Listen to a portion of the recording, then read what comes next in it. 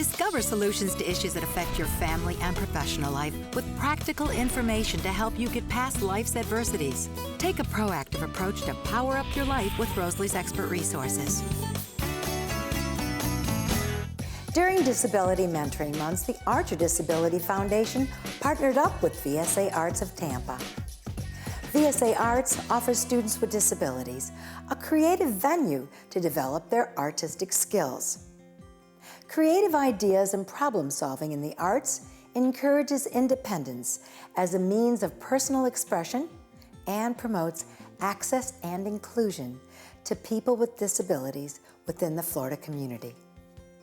Florida mural artist Sharon Koskoff is a dedicated designer who shares her talents by teaching students how to unleash their creativity. During Disability Mentoring Months, we traveled with Sharon to a number of sites to see the excitement students shared in creating their own one-of-a-kind projects. One of the sites was the VSA Arts in Palm Beach County, where we met up with director Cindy Pajansky, who hosted the event. Archer Disability Foundation's mentees enjoyed Sharon's artistic talents because they were in full bloom to inspire the students to create their own personal art. We're here with Cindy Pajowski. Cindy, what do you do at this wonderful facility here in Palm Beach County? Oh, basically we provide programs for people with disabilities in the arts. We put on all kinds of programs, pottery programs, theater programs, dance programs, anything you can think of that has to do with the arts, and we work with people with disabilities. Just like we did today with the Exceptional Student Education students coming in here. And we had a great day. They had a great day. They did. And they were creative. Yes. But every day is pretty much a thankful day here at the VSA, is it not? Definitely. It's a wonderful facility. The participants love to come here. The parents love to come here. It's a wonderful community for people with disabilities. Yeah. Now, explain to our viewers, what exactly is VSA? Where did it originate?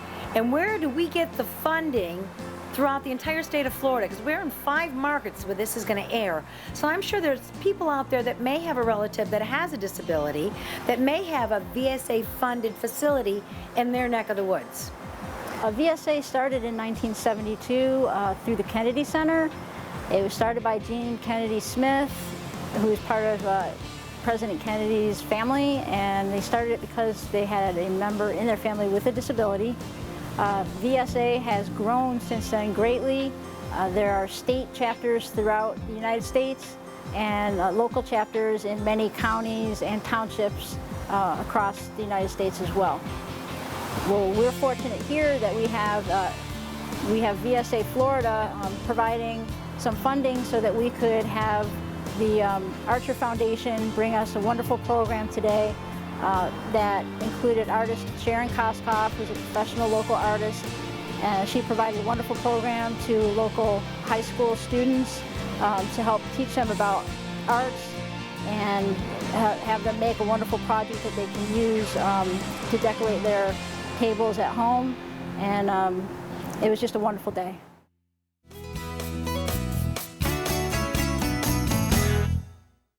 VSA community programs like Art Abilities help students with disabilities develop artistic skills, encourage independence. It's a means of expression, and it promotes access and inclusion in our Florida community. Mentors inspire children by guiding their talents, and that's the case for the classical musical artist who started playing the piano at 3. Now he's playing sold-out concerts in every major city around the world. Lang Lang is known as the hottest artist in classical music. He joins us this morning to discuss where his passion for music all began. Good morning, Lang Lang. Good morning, Rosalind. How did 19th century composer, pianist, conductor, and teacher Franz Liszt influence your artistic direction? I first heard him was on the Tom and Jerry cartoon, and I'm sure many people will know the famous Hungarian Rhapsody in that background. And I was deeply moved by Tom's piano scale and also with his tuxedo, it's this little tail. And then I started practicing at my upright piano at home. And then later I realized that was Liszt music. So somehow, he's someone to do with my first piano lesson. And then I started playing his piece called Little Hungarian when I was 5, when I played my first piano recital. And then in different years, I'm kind of challenging myself with harder Liszt pieces, like Hungarian Rhapsody No. 6, like La Campanella, and the Don Giovanni. So each year I get improved a lot by his music. So I need to thank him for a lot of things. How important is it for musicians to have a mentor-type figure to increase their talent skills? It's probably the most important because when you perform to a certain level, you always, in different time of your life, you always need to have a mentor to bring you to the next level. And I've been quite fortunate to have 5 to 6 really important mentors throughout my career so far, and each of them really brings me to a new level. When I started, obviously, this one was my favorite.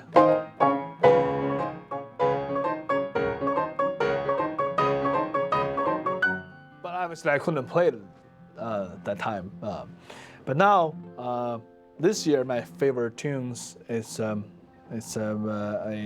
piece called La Campanella, and this is a very beautiful melody.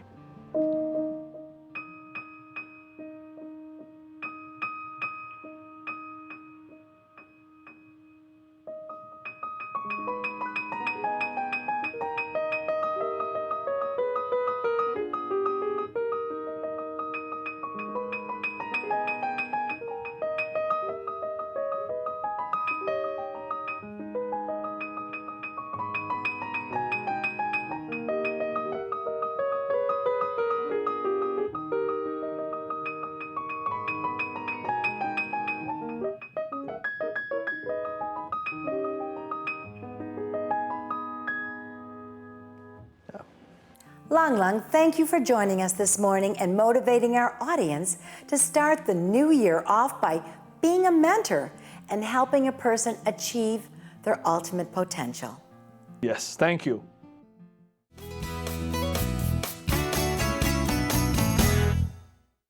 An estimated 65 million Americans care for a family member. Radio personality, actress, and author Randee Kaye is just one of the millions providing that invaluable care to her son, Ben. Randee's here to offer an insider's look into caregiving. Thanks for joining us this morning, Randee. Good morning. Randee, I understand your son was diagnosed with schizophrenia at age 20. What happened? What was your response? And how did you deal with it? Oh, wow, those are a lot of questions. Well, he was finally diagnosed at 20, and that came after 5 years of what I just call the chaos period of some odd symptoms, really not knowing what was wrong, thinking, God, he's having a tough adolescence. But we finally got the diagnosis at age 20 through consulting healthcare providers. And between getting information from me, I found a healthcare provider that would listen and let me be the eyes and the ears, and bringing my son in for information, we finally arrived at a diagnosis of schizophrenia. And that was both a relief because I knew what was wrong finally, that there was something we could do, but obviously it was also devastating to realize your child has a mental illness. So that's how we got the diagnosis, and then the treatment could begin. Can you explain how open communications between you, your son, and his healthcare provider impacted his treatment and helped you as a caregiver? Well, that's a really good question. And first of all, I will say that the therapeutic alliance between the healthcare provider and the family caregivers, or whoever are the caregivers, and the patient is essential for better treatment outcomes. And that's why I'm really proud to partner with Sunovion Pharmaceuticals, because that's their message as well. So I kept that open by being available, by sending a list of symptoms that I saw in between office visits to the healthcare provider's office, and also keeping my son in the loop. As far as communicating with others, that's why I wrote this book. I wrote the book that is essentially a memoir of our experience as my son was, when I now realize, becoming ill, what happened during his diagnosis as we tried to find the right treatment option that would have great outcome for him, and then during his stabilization period, how that therapeutic alliance is still so important to keep an eye on symptoms, to make sure that the treatment is still working and that the patient is tolerating therapy. All of those things are important, and with teamwork, especially getting the patient involved, then you can have an outcome that is so different from what the media usually reports. I have a son who is currently in school and working, and you don't hear a lot about people with schizophrenia who are actually functioning in life, and that's part of our message. So it was the chaos and some of the solutions, and also how the recovery process proceeds. So how do you manage multitasking, your career and all the facets of your life, plus caregive your son? What parent doesn't deal with that? Of course, when you're part of caregiving, the caregiving can go on longer than you originally thought it might, and this is National Family Caregivers Month. So I would say that a few things are important. First of all, organization, just making sure that I know where I'm supposed to be, when I'm supposed to be, and keeping all people's needs, including my own, in the picture. It was vital to get support in terms of education, like knowing as much as I could about my son's illness, which I got with the help of the National Alliance on Mental Illness. That really helped me a lot, and this way I could be a better partner. But also support emotionally, and having backup people who can take care when necessary. Making my son a part of his own recovery was also very important. He knows what he can take care of.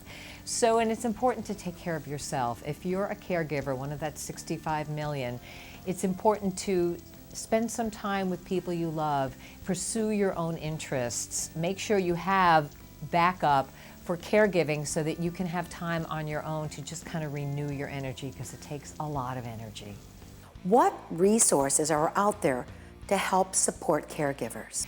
Well, as I said, NAMI is very important to me. I'm now a teacher for their Family to Family program, and it helps me to help other families. It helps me kind of feel like, all right, there's some purpose I can find underneath all of this.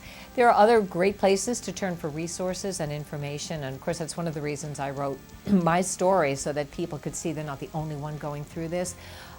Mental Health America is a great resource, the APA, American Psychiatric Association, and for information about research and the latest there, the NIMH, National Institute of Mental Health, is really an important resource as well. Thank you, Randy, for sharing your personal story.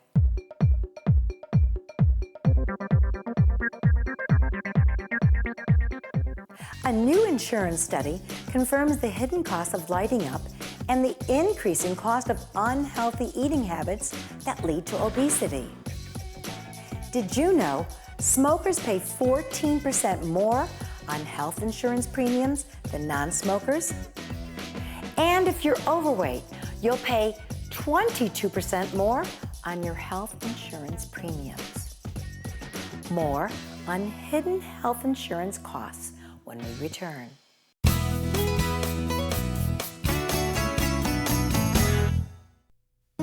They come back to parades, high school bands, and celebrations. We welcome them with open arms as heroes. Their tours of duty are behind them. Their challenges are not. Many will spend longer coming back from the war than they spent in the war, retraining, searching for jobs, recovering from scars, some visible, some not. Find out what you can do to help at welcomebackveterans.org. We can all be energy savers. It's easy. Turn off lights. Use energy-saving light bulbs.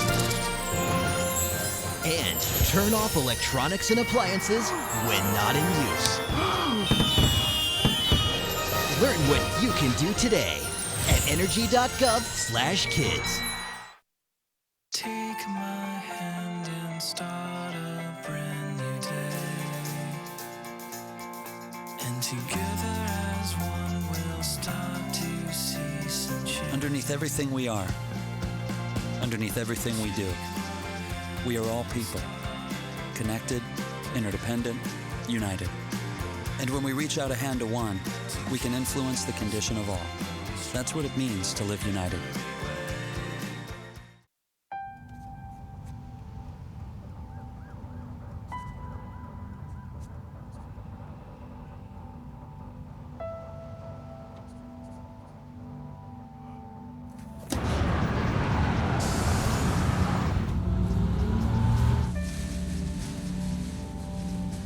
When life's this hard, graduating can be even harder.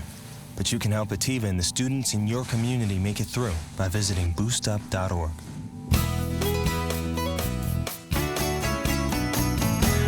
Carrie McLean, Consumers Healthy Insurance expert from eHealthy Insurance, joins us this morning with some surprising insurance facts. Good morning, Carrie. Good morning, Rose. Carrie, if you're a smoker and overweight, you'll be paying extremely high health insurance rates.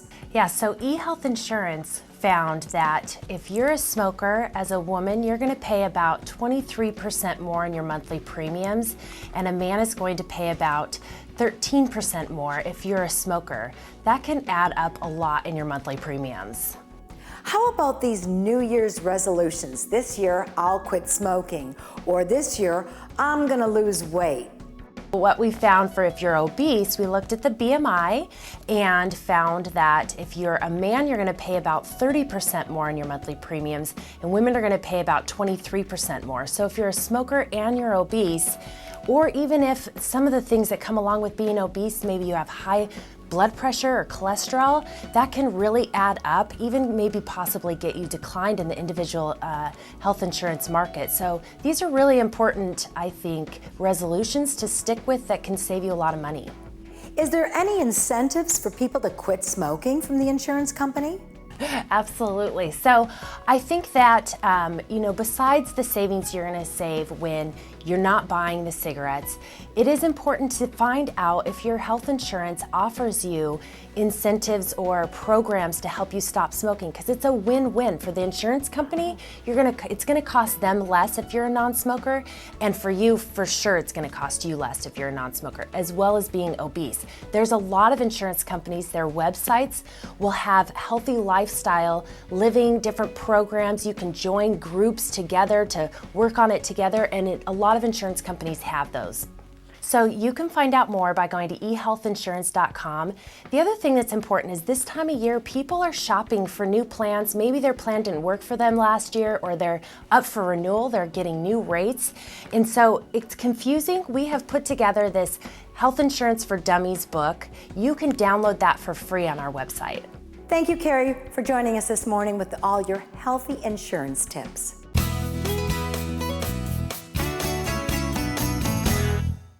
Even if you tried to stay on budget when you bought holiday gifts, you may be over budget when you pay your charge card bills this month.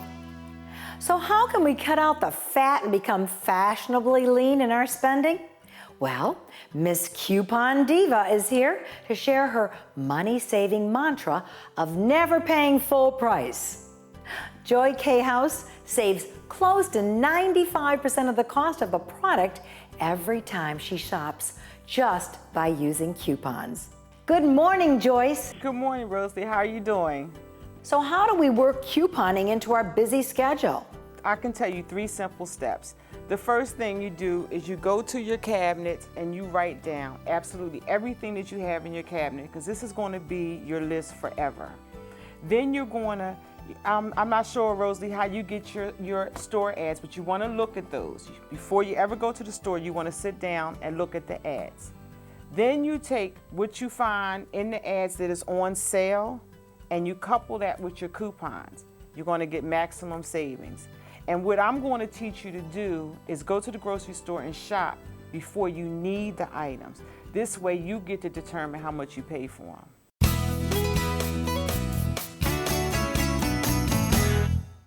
to the U.S. Census Bureau, 3 years in a row, homeowners that are owning their home continues to decline, and not just because of foreclosures, but to a huge increase of people opting to rent instead of investing in a home.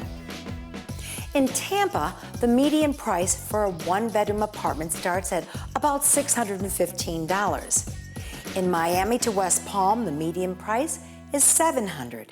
And a one-bedroom apartment currently rents in Orlando for around $734 a month. Joining us this morning is Chris Brown, Vice President of Product Development at Apartments.com, and winner of Roommate of the Year, Jesse McLaughlin. Good morning, Chris. Good morning, Jesse. Good morning. Good morning. So, Chris, share with us, what are some reasons why renting is on the rise? Yeah, absolutely, Rosalie. Home ownership is at its lowest level in decades in the U.S., and that includes Florida, of course. We did a survey on Apartments.com and found out that about 20% of the people who are coming to our site are current homeowners. And so we asked them, why is it they're making that shift? And you're right, it does have a lot to do with the economic conditions in the housing market. But we were surprised to see a lot of people citing other reasons, like the flexibility that you get with renting, the low maintenance lifestyle that it affords you. So it's not just the economic conditions, it's also the lifestyle choices that people are making now. What are some tips on how to find an apartment that best fits your needs? Well, first of all, know your budget. So you should be looking at about 25 to 30% of your monthly pay as your budget for rent. And once you know that, then use the tools that are available to you online to become a more informed renter.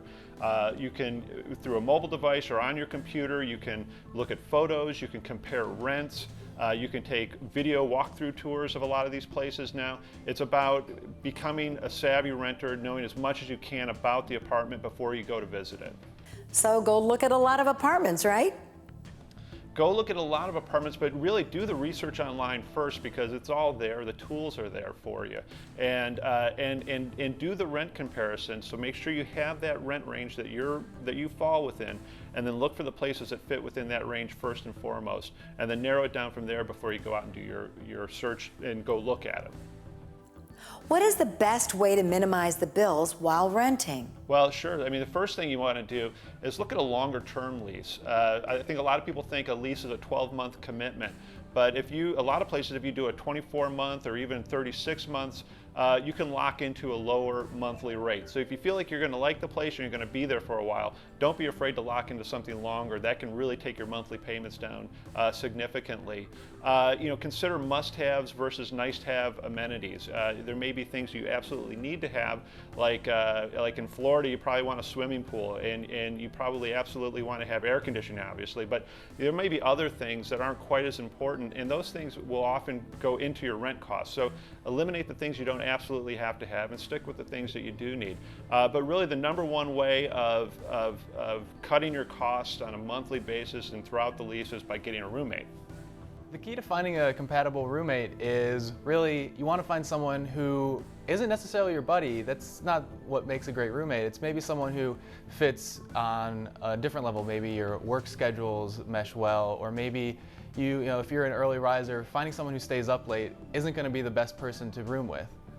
So once you've found that good roommate, you really might want to set out from the beginning what your expectations are as far as how rent's going to get paid and on what day, what chores need to be done and by whom. And once you have those things set, I think you set yourself up well for the future and for the whole term of that lease as far as resolving conflicts and mitigating them before they really come up. Thank you, Chris, and thank you, Jesse, for sharing your success.